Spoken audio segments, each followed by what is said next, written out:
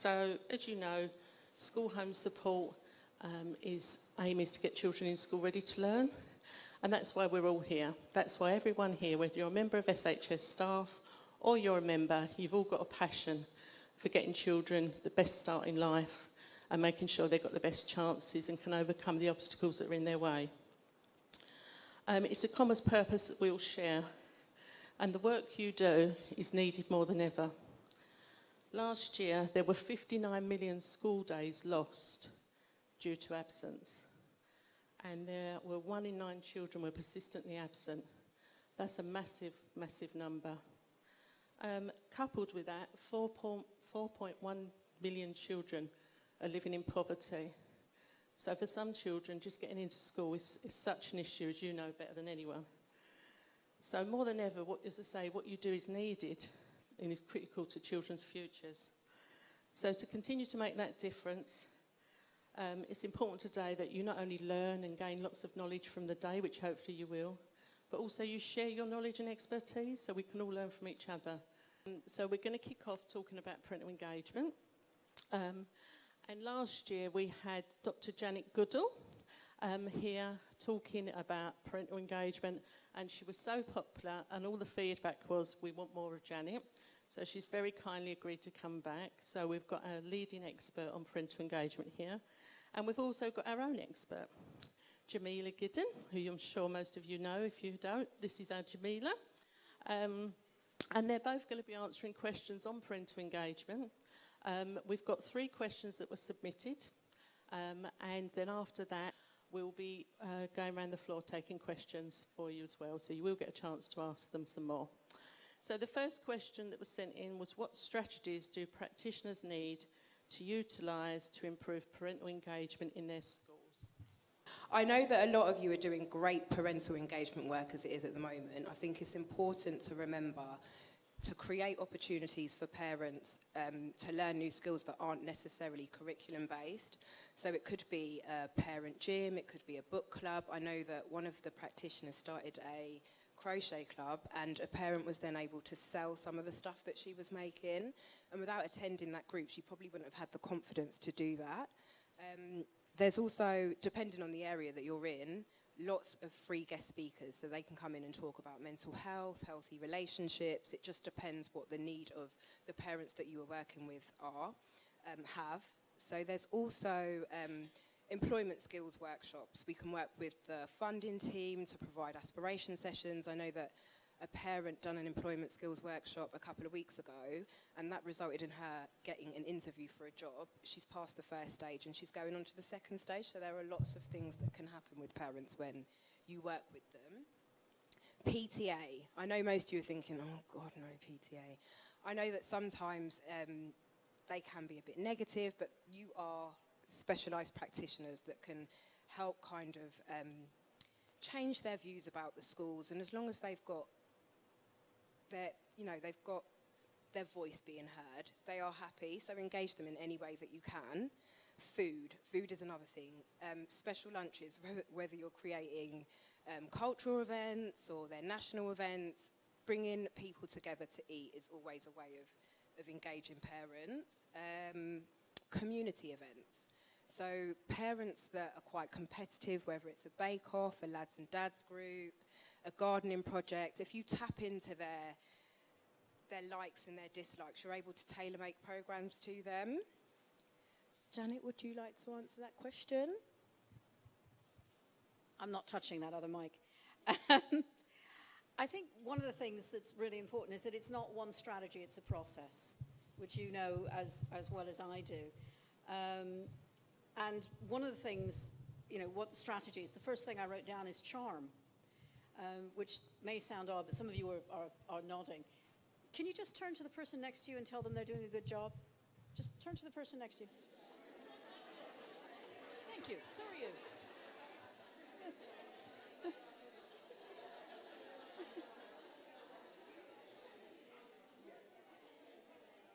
It's amazing the difference that makes. Even if you don't know the person next to you and they have no idea what you're doing, it's amazing the difference that makes just when somebody says you're doing a good job.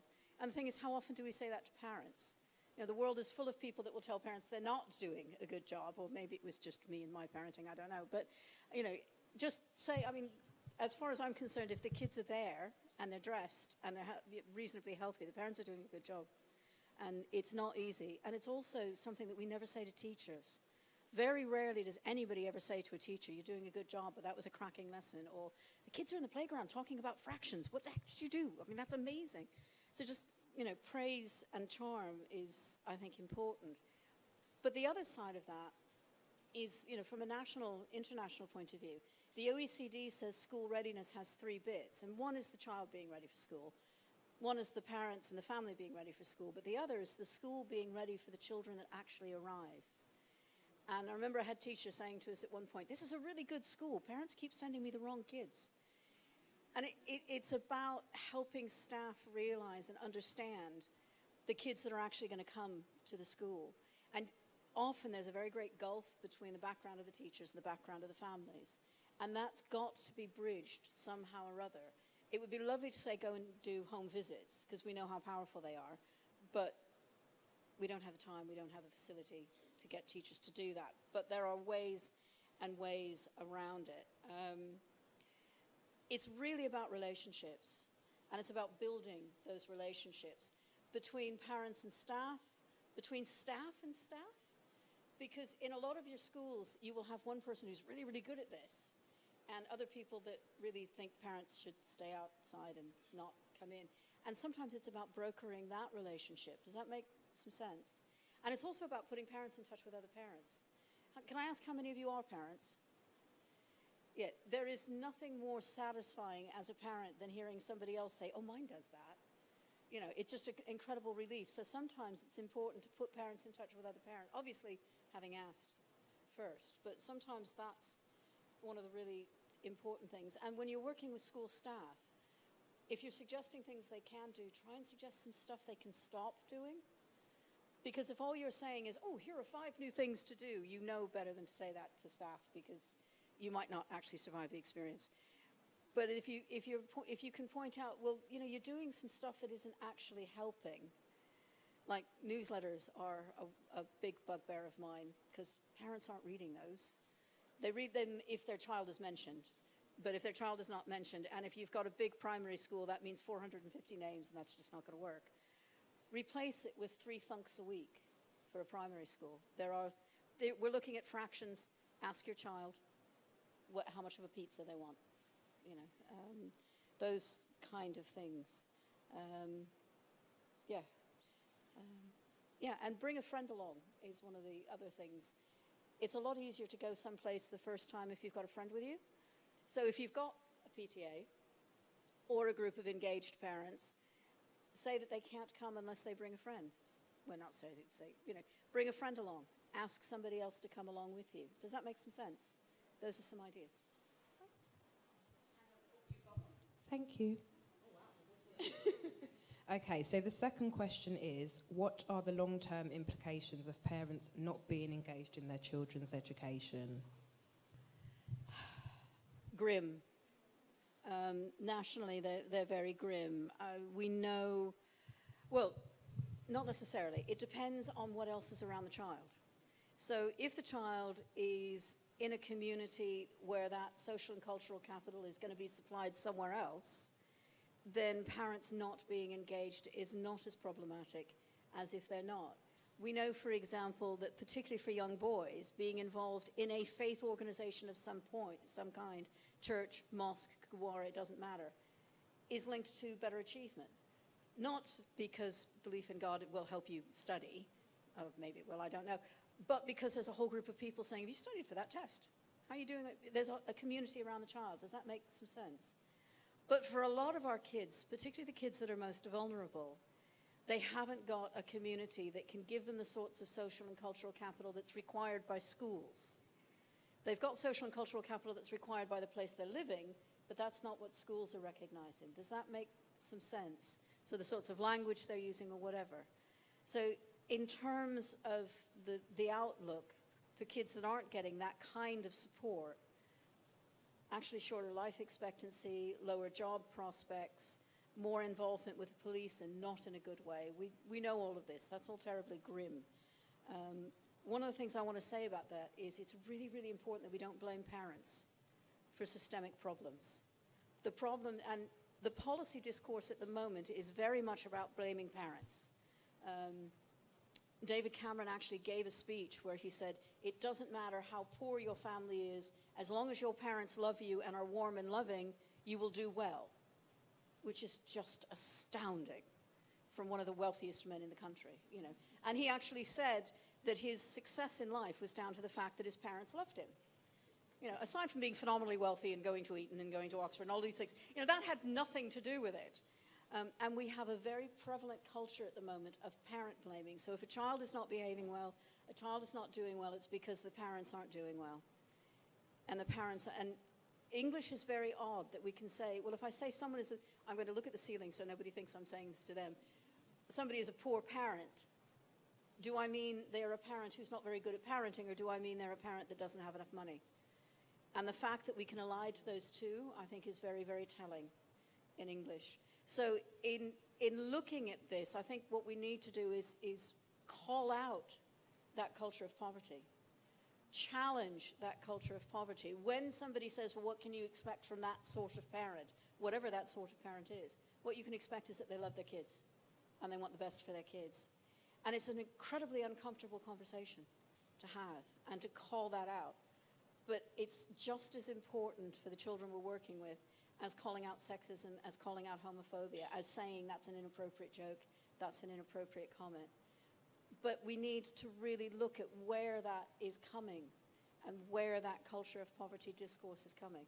So you know the outcomes for kids, but I think one of the things that's really important is that those outcomes are manufactured by the system, so that we need to be working at a system level as well as an individual level.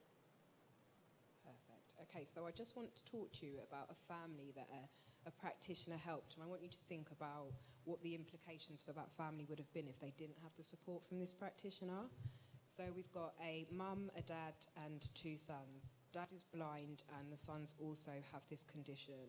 They're on the persistent absenteeism list. There's no communication between the family and school. There's issues around parenting, isolation, and self-esteem. So the family was referred to the practitioner. The practitioner does what you practitioners do best, and that's engage mum, get to know her, get to know the family dynamics, get to know the issues that the family are experiencing, and she was able to tailor-make a programme for this mum, and that included a family kitchen 6-week session, a Get Set Money programme, which was 5 weeks, an after-school club, a Saturday school. They attended the SHS Summer Club. There were one-to-one sessions with mum every week, and she was also signposted to other agencies, Families First, Women's Aid, and another school that could help with the health conditions. So after this practitioner had worked with mum, the head teacher actually said the practitioner changed their lives. The attendance officer quoted that the family are no longer on the persistence absence list, and mum was quoted as saying, I really enjoyed Family Kitchen and going to the SHS Summer Club. I'm making new friends. Attending the groups and meeting new people is helping my English. I talk to other mums. I'm not so shy anymore. And the Families First worker said, I've previously worked with this family. Mum has become more confident and more engaged.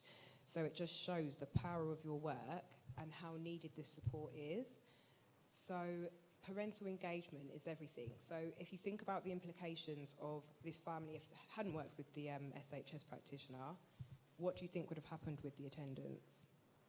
Anybody? It would.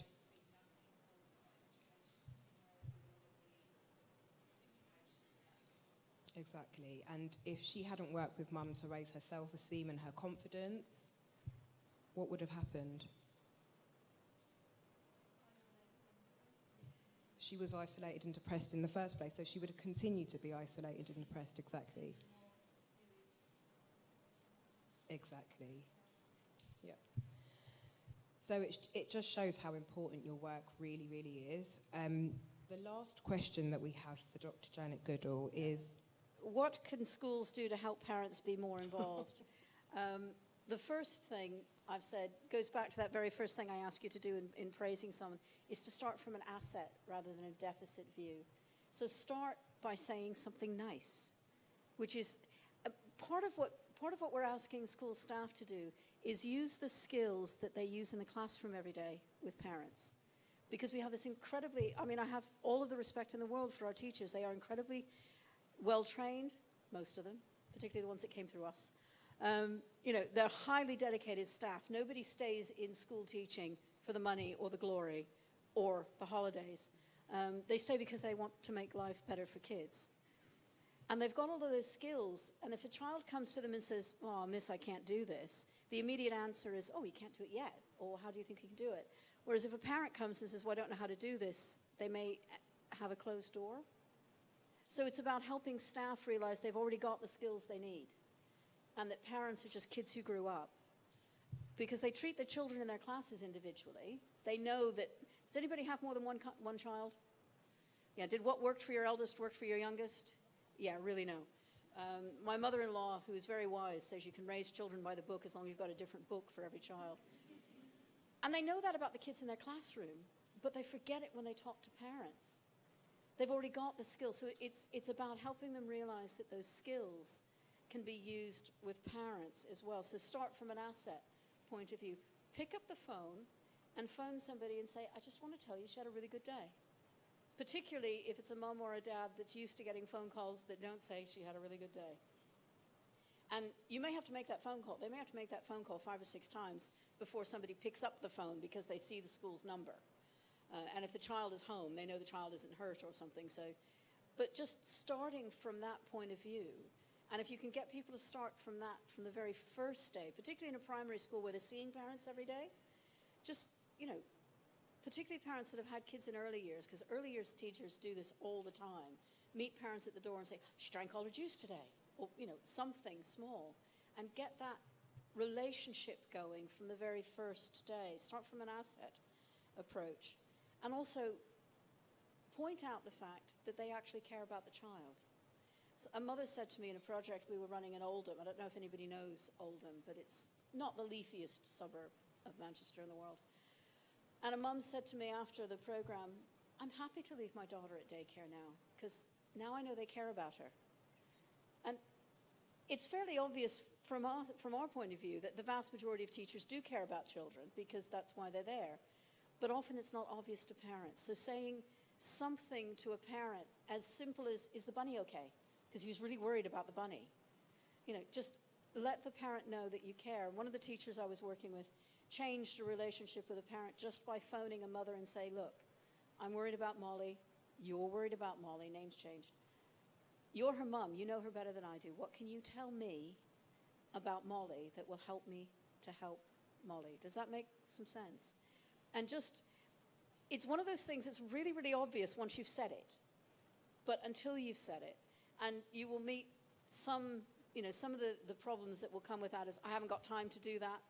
No, I realize you don't have time to do that. But if you make time to do that now, it will save you time later in the year. Particularly if you make time to do that in September, it'll make those difficult phone calls in November much, much easier.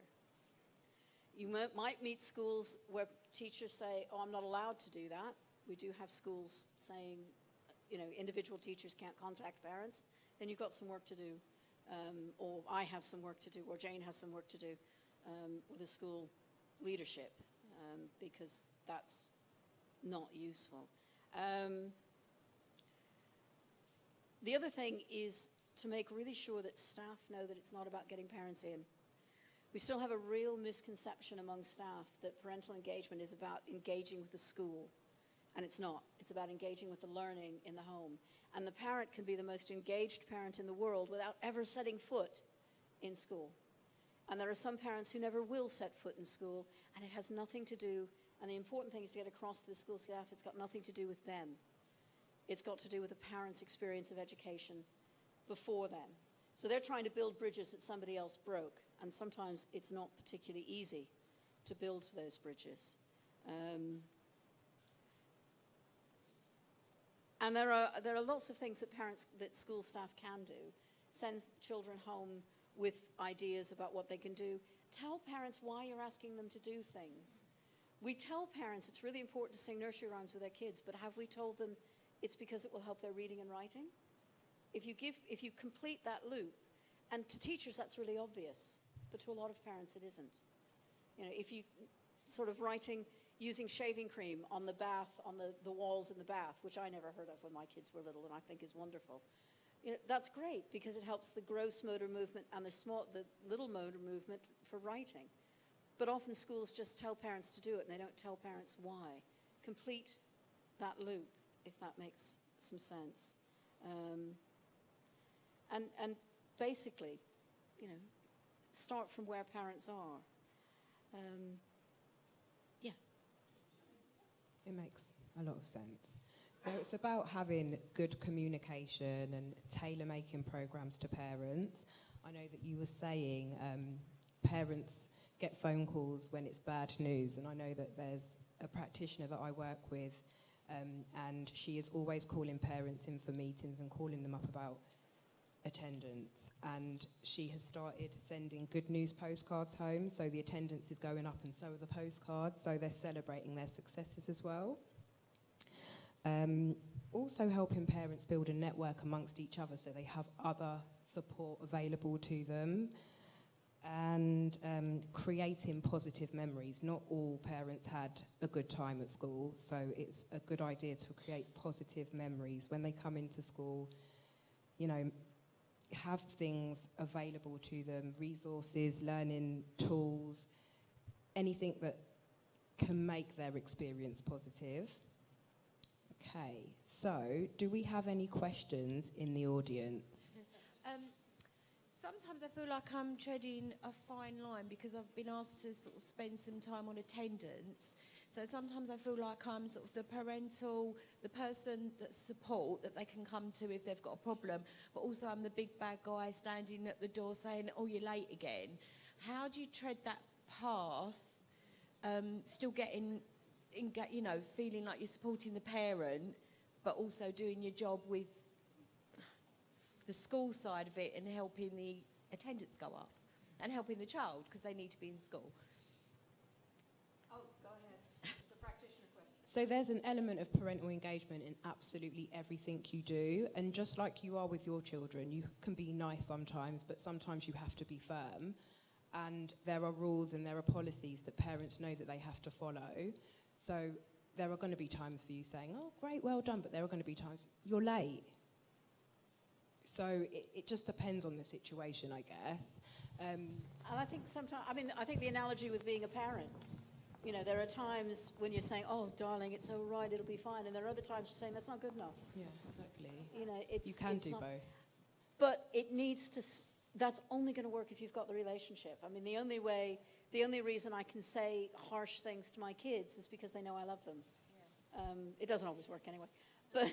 But you know, it's about building the relationship first, I think. And once you've got the relationship, you say, you look up, you know I'm on your side and I'm on your child's side, but this really needs to happen. Does that make some sense? Yeah. It doesn't make it any easier, you know. And parents are like children. Sometimes they need someone to tell them, this can't happen. You can't do that. And okay. I mean, nationally, we know that 98% of parents want more help with parenting. And an awful lot of parents don't have anywhere to go. You know, they don't have any. So a lot of parents, particularly men, resort to the internet. Is this where you want your families getting parenting advice? The answer to that is no. I think for me, the best way I try and balance that is in terms of try to take it back to the child, because ultimately it's about the well-being and the benefit of the child, and trying to make the parent understand why that's affecting the child, how it's affecting the child, the fact that if they're late, they come in unsettled in the morning, the fact that it's disrupting their learning. So it's always just trying to take it back to the child and the impact it's having on the child. Because like you said earlier, we assume that all parents want the best. We all want the best for our kids. So it's just taking it back again and just kind of reframing it, but just making the child at the centre of it. I work in a secondary pupil referral unit, so at the moment we're seeing this massive batch of year 10 students that are being excluded ready for year 11 so that they're not on the mainstream registers. But what we're seeing is the parents that are coming to us alongside those year 10 students are so disengaged because they've got these continuous patterns of negative experiences with the schools, that then getting them to engage in the learning ready for year 11 and the GCSEs and the exams is really, really challenging. So this term, we've got this massive bit of pressure to try and engage with those parents initially. So what would your advice be for that? Get out of school. Do not ask them to come in, because all of these bad experiences they've had have been in school buildings with people in suits. I remember somebody saying to me, every time my parents see somebody in a suit, they're in trouble. You know, I do know a head teacher who has her parent-teacher meetings in the local pub. I'm not suggesting that. I think that might be more of an issue. But, you know, if you're in London, there are thousands of places that you can meet. You know, a local swimming bath. If you've got a really big Tesco or Sainsbury's near you, they've got a community room. And okay, they're frightening in their own ways, but they're not, you know, they're not like schools. Because that takes some of the bad memories away. One of the other things, particularly if you've, you know, for a PRU or somewhere that's got a high turnover, make sure there are pictures of every room in the PRU on your website. Because you don't have to have kids in them, but one of the things that makes people anxious about going somewhere new is, what is it going to look like? Does that make some sense? Take away as much of the anxiety as you can, but it's the relationships. But it's about saying, find something good to say about the child. Looks after her friends really, really well. He's a fantastic artist. He made me laugh today. You know, but I would say that one of the most important things is don't ask them to come in at the beginning, because all of their bad experiences are there with people in suits in school buildings where they have probably had trouble in school, but that's certainly, you know, and formalized meetings, you know, where everybody comes in and sits down and there's a pad of paper and a pen in front of everybody. You know you're in trouble with that. Cup of coffee, cake. Cake is a wonderful thing. You know, I have learned since coming to England, cake solves everything. But I think that's the first thing, is to establish a relationship around the child. You know, we want what's best for your child, for your son, for your daughter, names, you know, and build that relationship. Just, sorry, quickly, even as a school home support practitioner, you have the capacity to also do home visits if it's not within a community environment. So being in their environment will make them more relaxed as well. So you have that capacity as well. Any more questions? In light of the recent protests in Birmingham around LGBT lessons, do you have any sense about how to talk to parents who have misconceptions or anger around LGBT and relationships and sex education? Okay, I think that it is about engaging other forums and other services to talk to parents about LGBT communities. I think it's about getting the children to talk to their parents and understanding how they feel as well. There are so many ways to engage parents on subjects that they don't know and they're not comfortable with. And I think as well, knowing what's actually in the curriculum. If you know what's in the curriculum and you can tell, because there's so much misinformation out there, particularly if parents are on social media, the misinformation about what's in the curriculum is just astounding, you know. So knowing what's actually in the curriculum and being, you know, if you've got a copy of the curriculum, being able to say, look, this is what's actually going on. Because a lot of this is around fear. I think one of the issues that has come up here is that even knowing the content of the curriculum, there are some parents who, for their own reasons, just fundamentally disagree that these lessons should be taught. I'm a teacher. I am assistant head for inclusion at my school, and we had a similar issue a couple of years ago with regular sex ed for some of our year 5s and 6s, and we got the parents in and we simply went down the line of the law that it's a requirement that we do not discriminate against particular groups. And the way that we managed to solve this, and we had some very, very challenging meetings, that we said we're not going to tell anybody that their family is wrong. Yeah. No family is wrong, and people live in different families. I think this particular Birmingham thing is a bit of a sticky issue because the lessons are being introduced at an earlier age, and at the very, very early age, my key stage is early years, it is just simply about how to have loving and healthy boundaries with your friends and what families look like and how different people live in different families.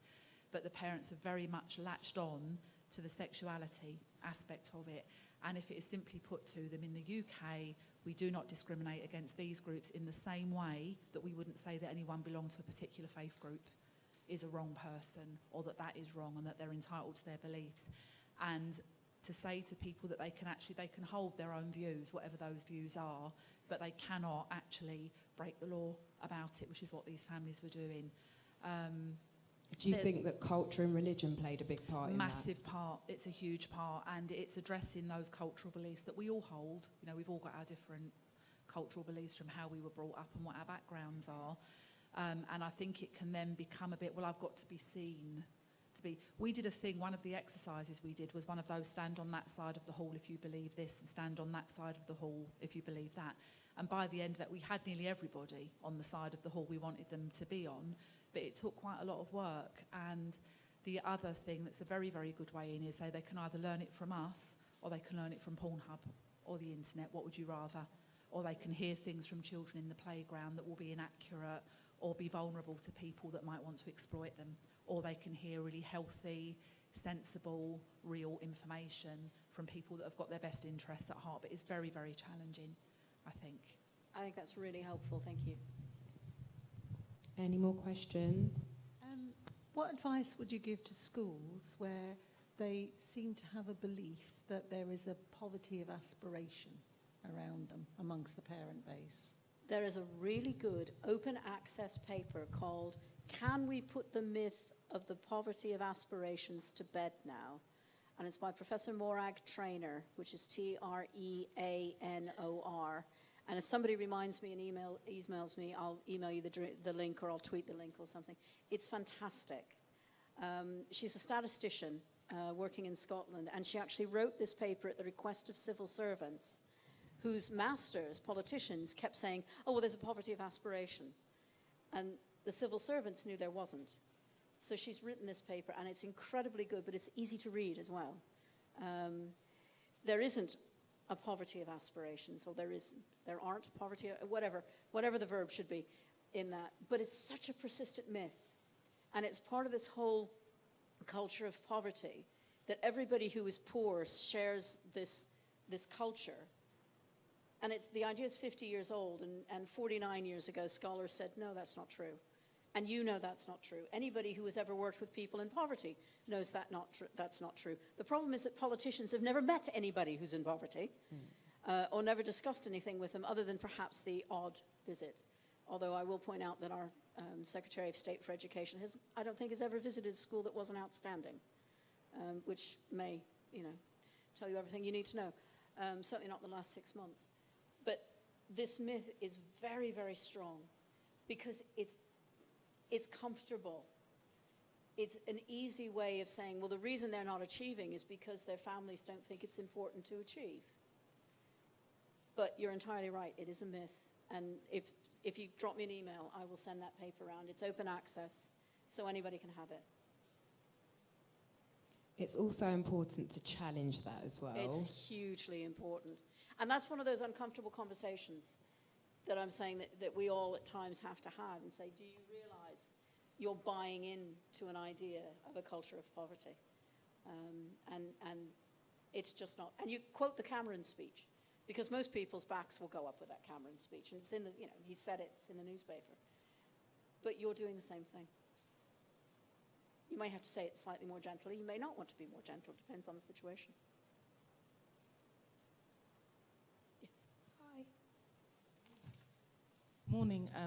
Just wanted to ask for some ideas around encouraging fathers, grandfathers, males to take part in activities within the school. Because most the schools that I've worked in, my nursery school, I work in a nursery in Tower Hamlets, which is absolutely amazing. I must say that, because they're just amazing. They're really good at engaging fathers, etc., etc. But I find that when my fathers move on to primary schools, that kind of encouragement from other professionals and teachers tends to wither.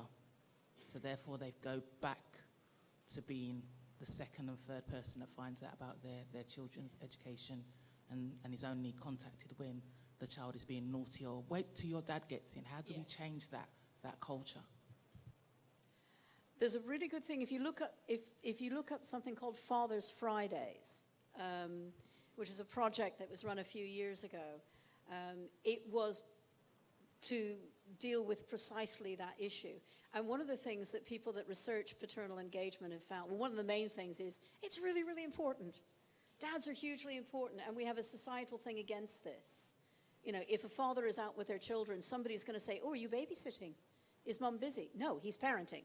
He's not babysitting. But the Father's Friday is really good. One of the things, a number of things they found in doing that, it will be much more effective if you get a lot of males in at once. And I'm saying males because it doesn't have to be dad. It could be an uncle. It can be one of the schools that I worked with.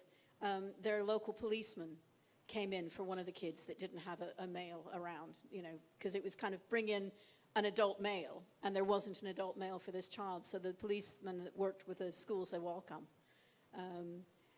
And there's a lot that can be done. Think about when you're having it as well. I've known schools try to do these things on Wednesday nights in football season. That's never going to work. You know, don't have it on cup final day. This is a really bad idea. And it sounds obvious when you say it, but it's not necessarily obvious when you're looking at the planner. If nobody in the planner is actually a football fan, it wouldn't know. But dads together, look at what's around in the school as well. Are there any pictures of dads? Are there any pictures of granddads? Usually the pictures in schools are young mums with babies and young children. We need some pictures of dads. We need some dad-friendly things. We need to get school staff to stop saying, make sure mum sees this.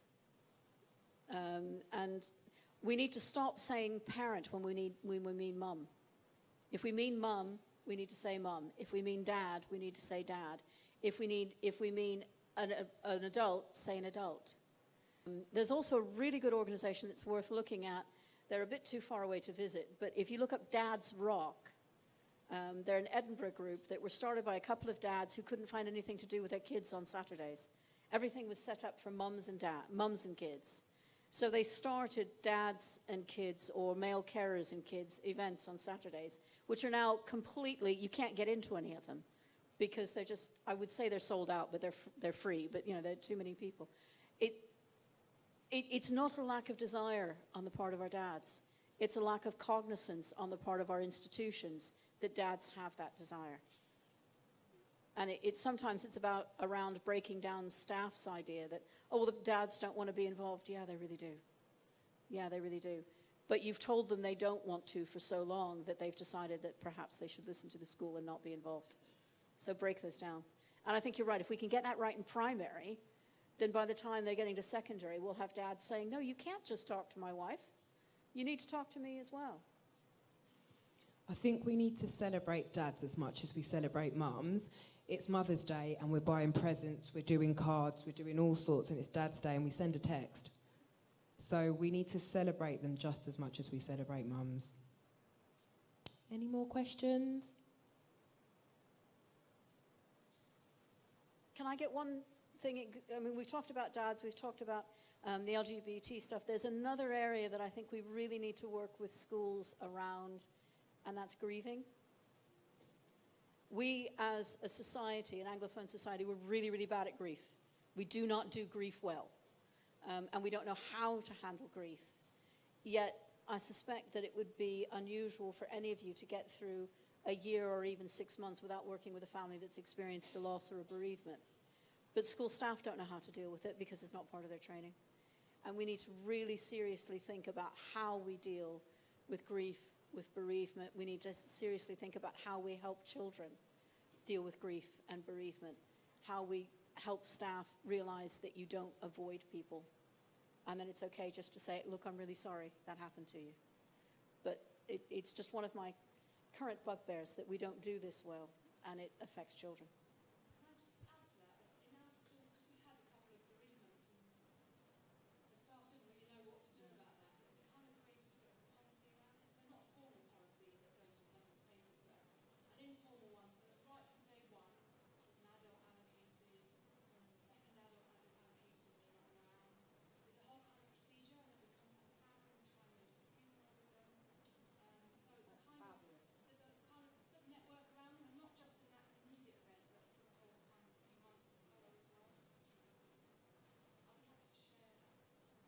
I think that's fantastic, because one of the ways we deal with grieving is just to kind of avoid it. And I think there's a bit of sympathetic magic there. I think people are afraid if they deal with a family that's grieving that they will end up grieving. You know, it's unconscious, but I think it's there. So that would be great. That's a fantastic resource. Can I say one final thing? Give yourselves a round of applause, because you are doing such good work.